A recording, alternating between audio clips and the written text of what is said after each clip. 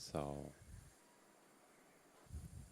today I would like to bring your attention to the topic of the joy and happiness, gladness of the mind, and how it is important to reach the state when meditation gives you this joy and happiness. Last time we a little bit start to speak about this. So, and maybe some of you remember we spoke about piti and pamāda, Pali word. The pamāda, it's a kind of initial joy, initial pleasantness of the mind. But piti, it's the same nature but much stronger. It's like, I would say, rapture or delight. So, and there are many ways how to get this pamāda, how to get this joy and gladness of the mind. And all this way, like link between pamāda and samadhi, between joy, initial joy from meditation, and strong stability of the mind, it's like a highway. In the suttas, in many different contexts, like how you reach to that highway, from which start point, it's very individual. Everyone have a different condition, different practice. But once you reach that highway, you definitely would reach the stability of the mind. If you diligently practice and apply your mind again and again. So, and last time we spoke about something like how 5 pamāda lead to 1 piti. Maybe some of you remember. But today I want to say how 6 pamāda lead to 1 piti. So, similar things. In Saṃyutta Nikaya I have pamāda vihārī sutta. When sutta speak about who is a person who stay without diligence, without effort or something like this, or other way around, who is a person who stay heedful, who apply his mind properly. And when it's asked who is pamāda vihārī, who is the person who stay heedfully, so it says person restrain his mind towards the eye. So whatever form he sees through the eye, he not go by it. He normal sense restraint, what we know from the sutta, he not grabbed by it. He not proliferate on it. So when I see a form, I just noticed, okay, there is a form. I'm not put all the story, oh, this form like this, I love this form. Oh, this form like this, I don't like this form. So all this kind of reaction would come secondary. So I don't do like this. Ideally, when I try to do this practice. So the person try to stay just with experience itself. Whatever happening, just happening. And if the person practice restraint towards the eye, then his mind become not sprinkled by form, in this case by form. So here good simile can be, the lotus leaf, and when the drop of water come to this leaf, it just lead down. It just go down. It's not penetrate towards the leaf. It's not soak inside. So the same way, if mind just stay with experience without any proliferation, without any next step, without any reaction, then whatever form I see, sound or any other sense objects, I'm not touched by it. I still remain in my equanimous state and equal state. And then Buddha says this mind not sprinkled, not soaked. And for someone whose mind not sprinkled by experience, pamāda arise, so joy arise. And then same highway. Joy lead to piti, the rapture lead to settlement of the body become tranquil. Then for someone who body tranquil, sukha arise, so there is a ease or happiness. For someone whose mind is in ease, there is a strong samadhi, so the mind becomes stable. So you see different entry point on this highway. But why I speak about six pamāda become 1 piti, because 6 sense bases, you kind of practice restraint towards each of the sense bases, and it will lead to pamāda. So just noticing when it's not immediate experience, but when I try to do it, when any person try to do it, just noticing that, okay, I'm not anymore engaged in the form, or I'm not engaged in the sound, I'm not engaged in the sense. And by noticing this, it's already enough to small joy arise. It's a pleasant, because usually we engage in especially our thinking, we worry about things, but unless I just stay with experience and just notice how it is, just stay with experience. And naturally some pamāda arise, naturally some joy arise. And then just continue to doing the same. So like someone might ask a question, okay, like I may experience some joy, but what to do next? Like, okay, joy is like, it's possible to experience, but how to make this joy stronger? And person hope that there would be some secret weapon, secret teaching, hidden Dhamma, what Buddha did not explain to everyone, but just like keep for himself. But it's not like this. Just the same way how you reach that pamāda, exactly the same way, just to be hitful, just to do it again and again and practice it more and more. And then this pamāda becomes stronger and the joy become like delight and so on. It might become more stable and more concentrated. Like there was one sutta in moggallāna saṃyutta when moggallāna, so we know him as a great meditator, but obviously he was not always a great meditator. He started also as a human being, he practiced something. And in that sutta it described that he, as example given like first jhana. So he enters that state, he dwells there, but then something happened, he started to thinking about some sensual thoughts, about some sights or sounds or any kind of like sense object, and he fall away from his first jhana. And then like Buddha like speak with him in his mind. So by his psychic power, he like speak with him that ma pamāda, like don't be negligent, moggallāna. Just like stabilize your mind and apply your mind to that exact object, and you kind of be successful. And then he was successful, as we know. And the same advice applied to all other jhanas, all other immaterial states, or any other attainment. So practically we can also have the voice of the Buddha in our head. When I do something and I'm not successful, I can remind myself, don't be negligent. Like, try your best. Like, apply your mind. Try to stabilize your mind. Concentrate in whatever area you would like to concentrate. And it would be exactly the same. Like, or the voice of your teacher who you love. Like, it's possible to get inspiration from your imagination in this case. Like, yeah, I just imagine, okay, like, I need, like, Buddha told I need to be careful. Like, and I will, and I try.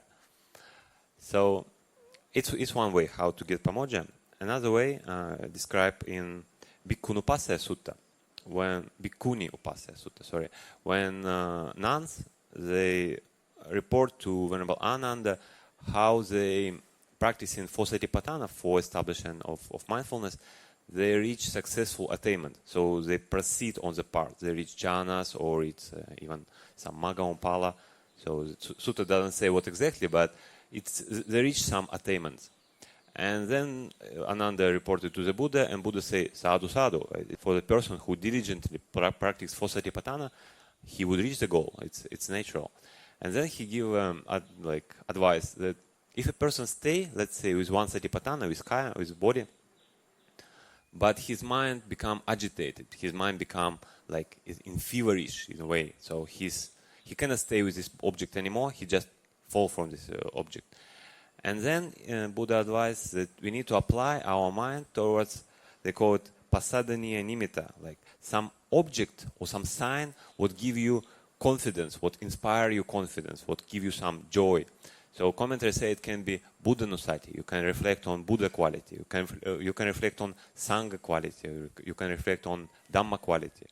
Also, metta can be your inspiring object. So any inspiring object, what you know from experience, it gives you this inspiration or joy. You need to apply your mind towards this. And then, for someone who applies the mind towards this inspiring object, pamāda arises, or joy arises.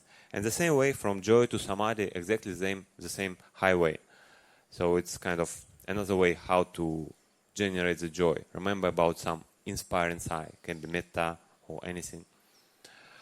So, and I would say more straightforward way, but requires some experience. It's described in the Sutta, in Digha Nikaya. So this sutta, it's a kind of compilation of the Dhamma from other part of the canon. So we can find all this Dhamma elsewhere, but in this place it's kind of together. And it says that there is 9 things what based in Yoniso Manasikara. So it's attention, Manasikara, it's attention. Yoniso is like wise or thorough or proper. Yoni, literal meaning of this word, will be the womb, like mother's womb. You know, it's like it's a source from where we all come. So you put your attention, you put your mindfulness to the source, to like deeply in the root. So some teachers say that it's a combination of sati, of mindfulness practice, you're just aware of what's happening, and dhammavichaya, when you investigate phenomena, when you see things as anicca, see things as impermanence or as suffering or like as non-self, but with clear awareness. So, and they say, just by doing this, by applying your mind thoroughly or properly towards reality, towards all phenomena, pamāda arise. And pamāda lead to piti and to passaddhi, to strong stability of the mind.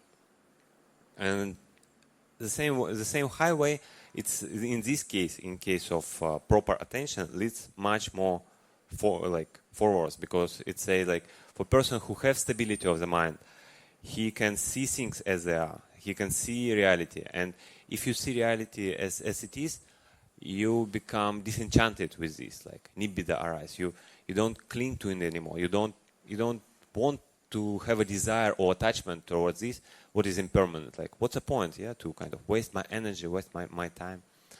And for someone who has this like disenchantment, he can be free. So his mind just free from any hindrances.